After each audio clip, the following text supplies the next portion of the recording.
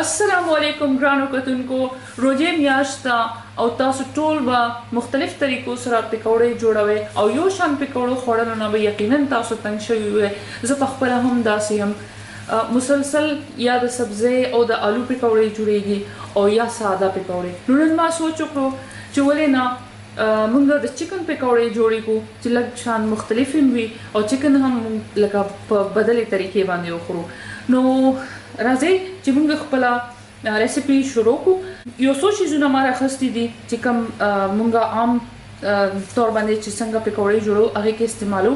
نو هماغه سامان به تاسو سره شیر کوم. چکن پکوړې جوړولو لپاره تقریبا 2 پیاله ما بیسن راخستي دي او نیم پیاله د روجو اوړه چې کوم وي هغه مې راخستي دي. که تاسو سره دانوي نو خیر دی، تاسو مې استعمالوي، تاسو کارن فلور هم استعمالولی شئ. په دې کې به اوس مونږه مالګه واچو. مالګه تاسو خپل اندازې سره استعمالولی شئ. کورکمن پاوډر او ټکولې دنیا، سپینه زیره ثابته او لږ شان سپینه زیره یعنی نیمه چمچ د زیره پاوډر، چاټ مساله مونږه خپل کور کې جوړه کړې ده هغه به استعمالو. پکې دا آپشنل دی، که تاسو نه اچوئ بیا هم خیر دی، خو دې سره ذایقه زیاتیږي. لږ شانتې لکه 2 غوټو کې سپیر کې او هغې نه لږ کلونجي چې کوم وي دا پکې واچو.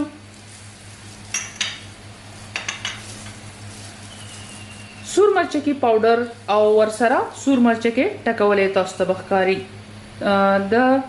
دم تاسو خپل مرزي سره چولې شي. ما خو نیمه چمچ راخسته دي او تاسو په دې کې تور مرچکي پاوډر هم استعمالولای شئ. بیا سور مرچکي چې کم ټکولې وي هغه ډېر زیات تیز وي نو هغه بیا ما استعمالوي. په دې کې به موږ اوس لږ شان بیکینګ سوډا واچو. بیکینګ سوډا هم آپشنل دی، که تاسو نه غواړئ نو ما استعمالوي. ډېره معمولی شان هغه هم بس تقریبا 2 غوټو کې راواله.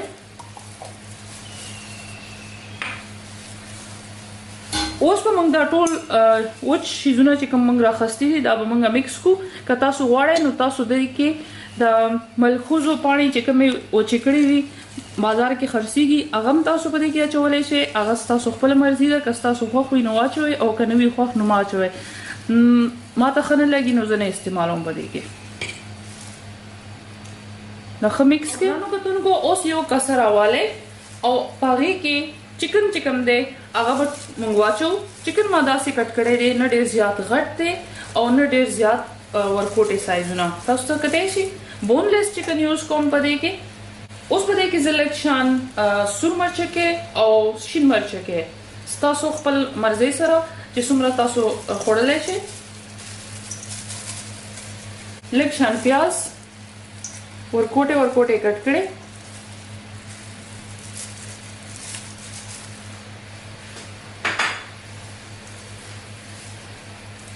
او نیمبو جوس. دې کې چې کوم د دې بیج وغورځېږي نو هغه خامخا ترې وباسئ. موږ سره ټایم لږ شارټ دی نو هغې په وجه باندې لږ زه رفلی کار کوم. او اوس یو هګۍ چې کوم ما سپریټ بال کې ماته کړې ده په دې کې به مکس کو. که هګۍ خرابه وه تاسو ډایرکټلی واچوله نو بیا ستاسو دا ټول دغه چې کوم دی چکن دا به ټول ضایع شي. زه به دا ښه مکس کړم دا هر څه. دې کې تاسو لږ شان ماسته هم اچولی شئ لکه چکه والی چې زیاتې اوبه پکې نه وي ماستو کې.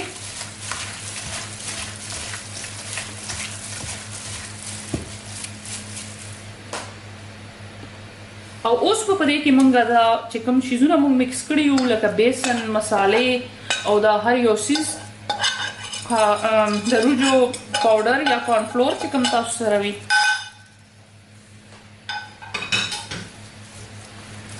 اوس بیا دا لاس سره ښه مکس کې.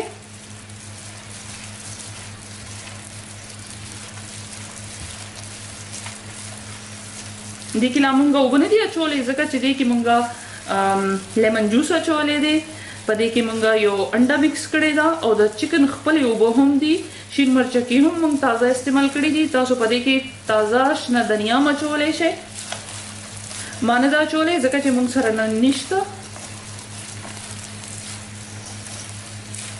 اوس به دې کې زه لږې شانتې اوبه واچوم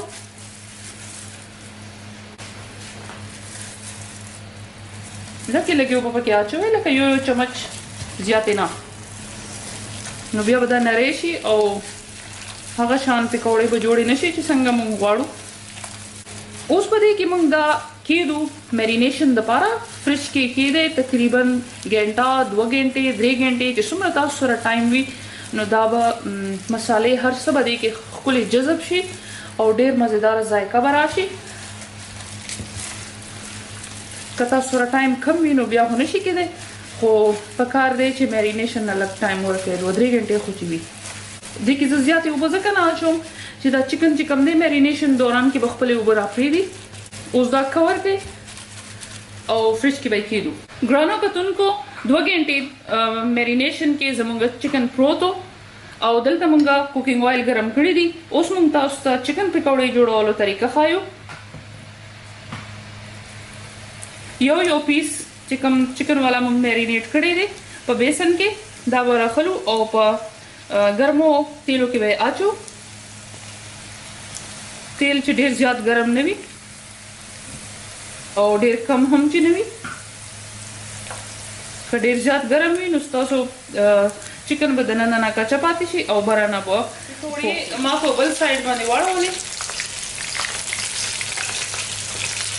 بیټر بالکل ښکلې چې څنګه پکار و څومره کنسسټنسي هغومره دی که دا نری وی نو دا هر څه به بیل بیل تللي وی مسالې او بیسن او چکن به بیل پروت وی خو نه دا ټول چیزونه یو بل سره صحیح لکه سټیک دي او ښکلې شیپ زموږ د پکوړو راغلو